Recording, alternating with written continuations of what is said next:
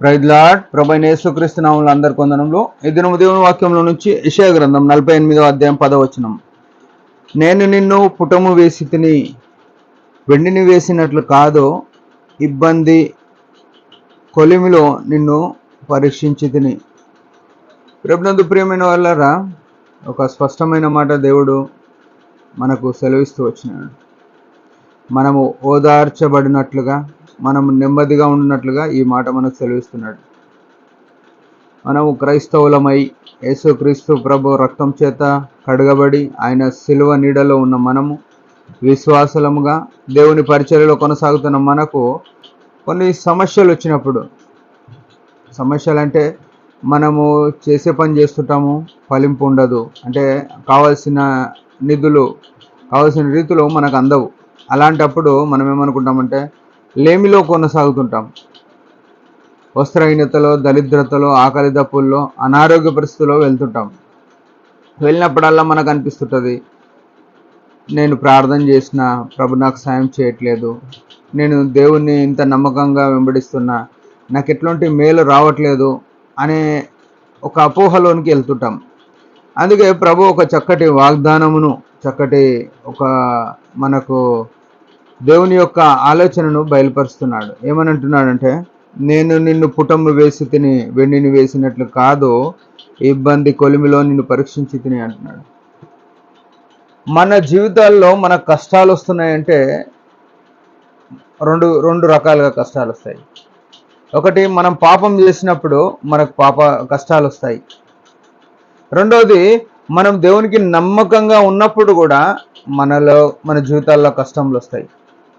మొదటి కష్టంనేమో మనంతలో మనమే తెచ్చుకుంటాము. రెండవ కష్టంనేమో దేవుడు మన జీవితంలో అనుమతించి ఈ వెండిని పుటము వేసి తిని అని చెప్పినాడు కదా, ఈ వెండి బంగారాలను పుటం వేస్తారు. ఆ బంగారం పని చేసే వాళ్ళు దాన్ని పుటం వేస్తారు. పుటము వేయడం అంటే దాన్ని ఒక పాత్రలో కాల్స్తారు. బాగా కాల్చినప్పుడు ఈ వెండి కానీ బంగారం కానీ ద్రవరూపకంగా అయిపోతుంది. అలాంటప్పుడు దాంట్లో ఉన్న మలినము, మస్టు, అంటే బంగారం కాకుండా కూడా కొన్ని రకాలైన మస్టు బంగారంలో కానీ వెండిలో ఉంటుంది. అది ఎగిరిపోవాలంటే, అది వెళ్ళిపోవాలంటే అది కాల్చబడాలా, ద్రవముగా కావాలి.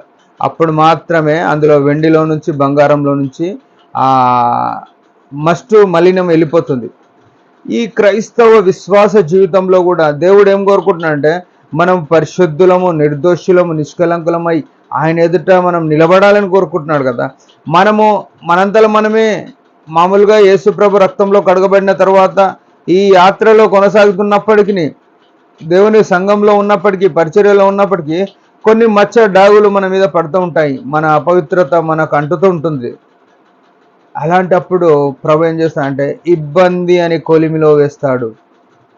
ఇబ్బంది అనే కొలిమిలో వేసినప్పుడు మనం ఆ కష్టాలలో ప్రభువుకి ఇంకా సమీపంగా కావాలని, ప్రభువుని యొక్క మహిమను, ప్రభు యొక్క స్థాయిని మనం ఎరిగి ఆయనని ఇంకా దగ్గరగా వెళ్ళాలనే ఉద్దేశంతో మనకు ఇబ్బంది అనే కొలిమిలో వేస్తాడు. మనము అపార్థం చేసుకోవద్దు, దేవుడు నన్ను చూస్తలేడు అని అనుకోవద్దు. ఒక చిన్న ఉదాహరణ చెప్పాలనే ఆలోచన. శద్రక్, మేషక్, అబేద్నెగో అనే వారు అగ్నిగుండంలో వేయబడ్డారు. దేవునికి నమ్మకంగా ఉన్న కారణాన అగ్నిగుండంలో వేయబడ్డారు. దేవుణ్ణి నమ్మకంగా ఆరాధన చేసే వారిగా ఉన్నందున, దేవుని సేవించే వారుగా ఉన్నందున అగ్నిగుండంలో వేయబడ్డారు. నిజంగా వారు ఏం తప్పు చేసినారు? కానీ ఒక గొప్ప మేలేందంటే అగ్నిగుండములో ఆ ముగ్గురు వేయబడ్డప్పుడు సర్వాధికారి అయిన దేవుడు వారితో ఉన్నాడు అనే విషయం మనం ఎరగాల. మనకి ఎప్పుడైతే కష్టాలు, నిందలు, నిట్టూర్పులు, ఇరుకులు, అనారోగ్య పరిస్థితులు ఉంటాయో ఆ సమయంలో మనం నమ్మకంగా ఆయనను వెంబడించే వారం అయినప్పుడు ఆ ప్రభువు మనతో ఉన్నాడు అనే విషయం, ఈ ఆదరణకరమైన మాట మనం తీసుకొని, ప్రభు నాతో ఉన్నాడు కాబట్టి ఈ కష్టాలు ఒకనాడు తీసేస్తాడు, ఈ కొంతసేపు అల్పకాలపు కష్టాలు ఇవి అని గుర్తెరిగి మనం ప్రభుకు మహిమకరంగా జీవించాలని దేవుని యొక్క కోరిక. దేవుడి మాట దీవించింది కాక చిన్న ప్రార్థన. పరమ తండ్రి యేసు ప్రభు నామములో వందనాలు. ఉదయకాలం ఇచ్చిన ఆయుష్ను బట్టి స్తుతిస్తున్నాం. మీ మహిమ కొరకు జీవించినట్లు కృపనీయమని యేసు ప్రభు నామములో ప్రార్థిస్తున్నాం తండ్రి, ఆమేన్. మీరందరి పరిచర్య గురించి భారంగా ప్రార్థన చేయండి. Praise the lord.